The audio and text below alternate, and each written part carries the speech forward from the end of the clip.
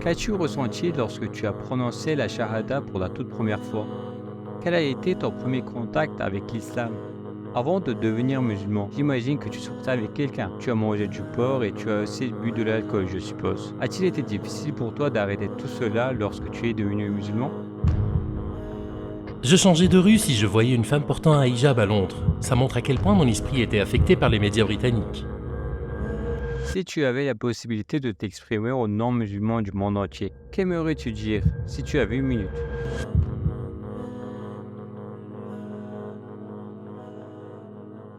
Qui est Jay? Je m'appelle Jay, je suis originaire du Royaume-Uni et j'ai 25 ans. Je viens d'une petite ville située dans le sud-ouest de l'Angleterre. Je suis un blogueur voyageur et je partage mon parcours de voyage à travers le globe sur ma chaîne YouTube.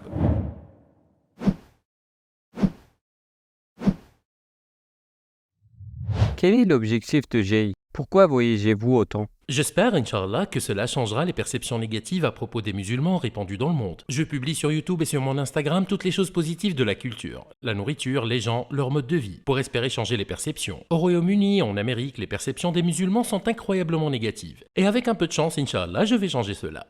Dans une de tes vidéos, tu as dit que tu aimais le Pakistan et la Turquie plus que les autres pays. Quelle en est la raison? Pourquoi le Pakistan et la Turquie? Je crois que si j'aime autant le Pakistan, c'est parce que, encore une fois, je n'ai jamais rien entendu de positif sur ce pays. J'ai surtout entendu parler de terrorisme, de guerre et de violence. Et puis j'y suis allé et toutes mes attentes ont été comblées. Tout le monde était si gentil, si gentil. La nourriture était parmi les meilleures que j'ai mangées dans le monde. Et j'ai ressenti un amour si authentique de la part de ces gens. Il en va de même pour la Turquie. Ces deux pays sont mes préférés à cause des gens, la nourriture et la culture. Je pourrais parler des mosquées. Je me sens incroyablement bien ici. Et j'ai fait ma shahada dans la Sulaymaniye, une mosquée d'Istanbul. Je pense que c'est la raison pour laquelle j'ai une telle connexion à ces deux pays, surtout la Turquie, parce qu'Istanbul a changé ma vie. C'est là que j'ai fait ma shahada. C'est là que j'ai pris la meilleure décision de ma vie. Au lieu de manger des cornflakes aux États-Unis ou au Royaume-Uni, Oui, tu préfères manger des kebabs en Turquie? oui. Quelle a été la chose la plus intéressante qui t'a le plus choqué lorsque tu as visité ces pays? Le Pakistan, le Mexique, la Turquie, l'Égypte? Commence avec le Mexique, d'accord? Ok, le Mexique est complètement différent de tous les autres pays que j'ai visités. Les musulmans ne sont pas largement représentés dans les médias ou même dans la rue. Je n'ai pas pu visiter qu'une seule mosquée lorsque j'étais à Mexico. Donc la chose qui était la plus étrange pour moi au Mexique, c'était de ne pas pouvoir rencontrer autant de musulmans. En Égypte, au Pakistan, en Turquie, dans les Émirats arabes unis, ils sont partout. Et je me suis fait quelques meilleurs amis ici. Quel a été ton premier contact avec l'islam? Cela remonte probablement à 20 ans. Lorsque nous revenons à l'histoire du 11 septembre, la première fois que j'ai entendu parler de l'islam, c'était d'une manière très négative. Et si nous parlons de choses plus positives, j'ai appris à connaître l'islam il y a probablement 3 ans à travers des voyages, des rencontres avec des gens. Et puis, j'ai vraiment appris l'islam quand j'ai lu le Coran l'année dernière pendant le confinement.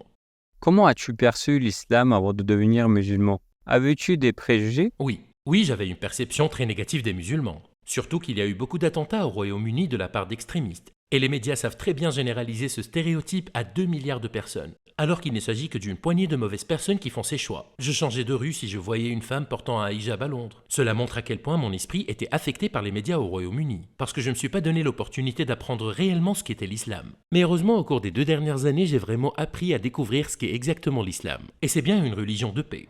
Quelle est la chose qui t'a poussé à t'intéresser à l'islam? Au début, il s'agissait des rencontres avec les gens quand je voyageais. J'ai rarement voyagé dans des pays à majorité musulmane. Et puis je suis allé à Istanbul. Heureusement, il y a 3 ans, 4 ans. Et puis j'ai décidé de partir en Irak en septembre 2019. Et cela a tout à fait changé ma perception et m'a donné envie d'approfondir mes recherches sur les aspects positifs de l'islam. Je suis allé en Irak pour la première fois quand j'avais 22-23 ans. Tu as donc rencontré des gens bien qui étaient musulmans. Oui, Cela m'a donc rendu curieux. j'étais donc intéressé. Et puis je me suis donné le temps de faire des recherches et de découvrir le véritable islam, loin des médias britanniques.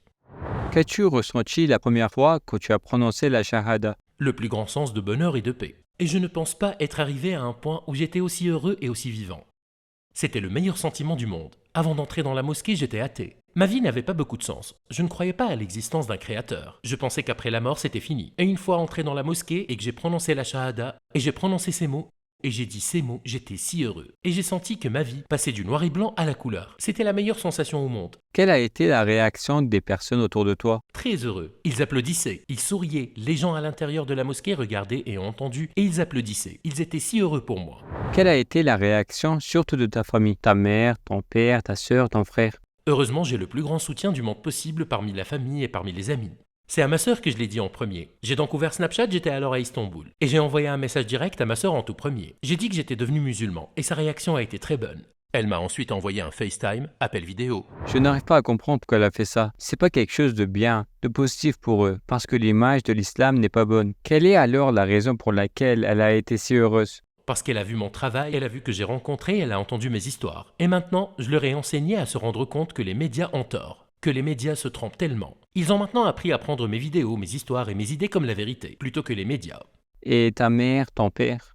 Oui, mon père est parti quand j'avais 1 an. Il est parti en Australie, donc je n'avais pas vraiment contact avec lui. Il ne le sait pas encore aujourd'hui. Mais ma mère, je l'ai appelée. Et je lui ai dit au téléphone. J'ai fait une vidéo sur ce sujet et sa réaction. Il m'a fallu 3 tentatives pour l'appeler et qu'elle décroche. J'étais à bout de nerfs. Tu ne pouvais pas le dire. Je ne pouvais pas, je luttais tellement fort. Mais je lui ai dit, et ses mots exacts étaient à peu près les suivants. Je souriais comme le chat du Cheshire, le chat du Cheshire, qui est connu pour être toujours heureux, toujours joyeux, toujours drôle. Et c'est exactement ce qu'elle a dit. En fait, tu souris comme le chat du Cheshire. Et depuis ce jour, on ne m'a jamais dit un mot de travers. Je n'ai jamais eu de mauvaise réflexion. On m'a jamais dit un propos de travers à propos de l'islam. Et je suis très reconnaissant que mes amis et ma famille aient été si heureux. Et sont encore avec moi aujourd'hui. Parce que cela aurait rendu mon voyage beaucoup plus difficile si je n'avais pas leur soutien à mes côtés. Dans l'islam, nous devons prier, nous devons jeûner pendant le ramadan, et nous avons d'autres choses à faire. L'une d'entre elles t'a semblé difficile avant de devenir musulman? Oui, ces pratiques me semblaient tout incroyablement écrasantes. D'autant plus qu'au Royaume-Uni, avant de devenir musulman, j'étais seul dans ce voyage. Pendant le confinement, je ne voyais personne. Je n'ai pu pratiquer avec personne. C'était très difficile. Cela l'est encore aujourd'hui. Je me sens toujours dépassé. Mais maintenant, heureusement, après beaucoup de pratiques, beaucoup de travail, je suis arrivé au point où je peux tout faire avec facilité. Comment as-tu fait cela? Des recherches sur Internet? Quelle vidéo? Quel prêcheur?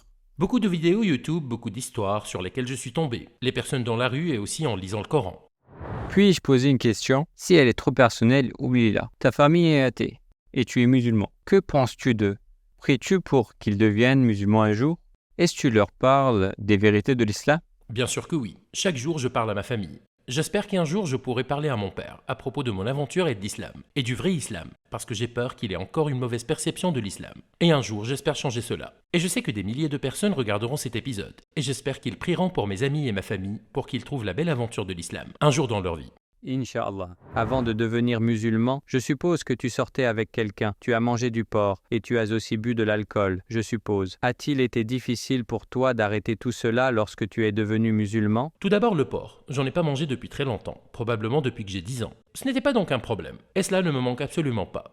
Sortir avec quelqu'un, je n'ai pas eu de petit ami depuis que j'ai 17 ans. Donc les rendez-vous pour moi, ça ne marche pas. De plus, je n'ai pas le temps lorsque je suis en déplacement. Donc même si je voulais le faire, je ne pourrais pas. Et l'alcool. J'ai arrêté de boire de l'alcool en 2019. Donc l'année avant même que je ne devienne musulman. Quelle est la raison pour laquelle tu avais arrêté de boire de l'alcool? J'ai beaucoup bu à l'université au Royaume-Uni.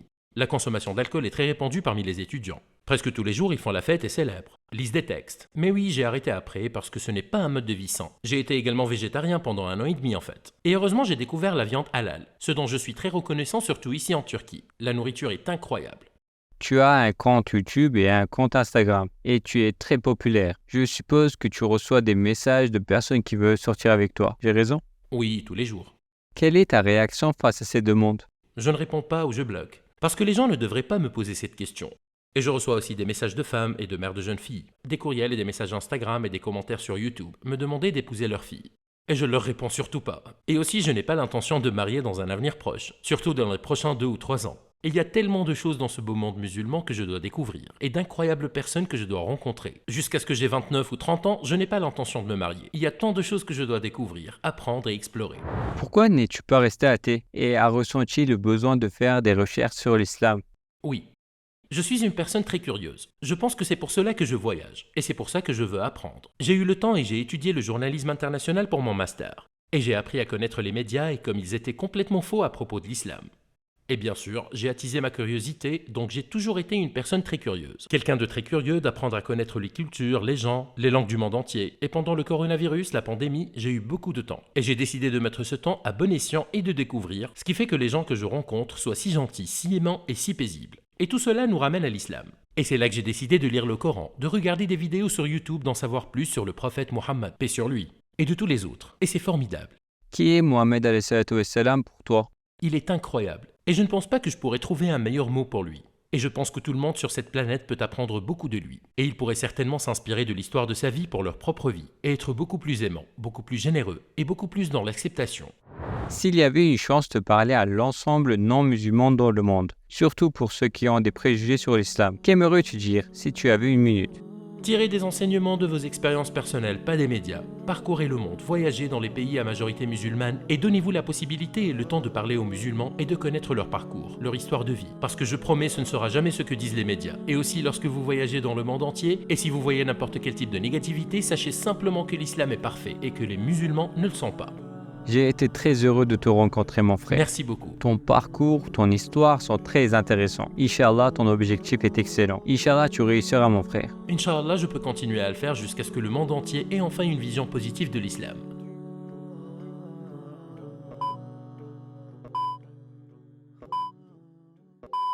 Venons-en à la question la plus difficile qui te fera transpirer. Café ou thé?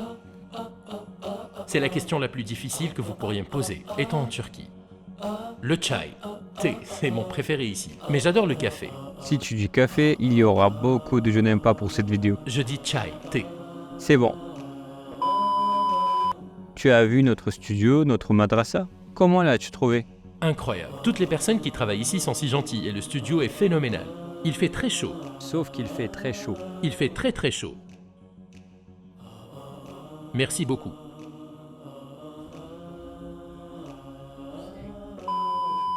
Que recommanderais-tu aux nouveaux musulmans ou aux personnes? Désolé. Ai-je fait une erreur de prononciation en anglais? Pourquoi tu ris comme ça? Non, parce que tu continues à rire. C'est un problème très sérieux, mon frère. Tu comprendras quand tu seras marié. Oui, c'est ça.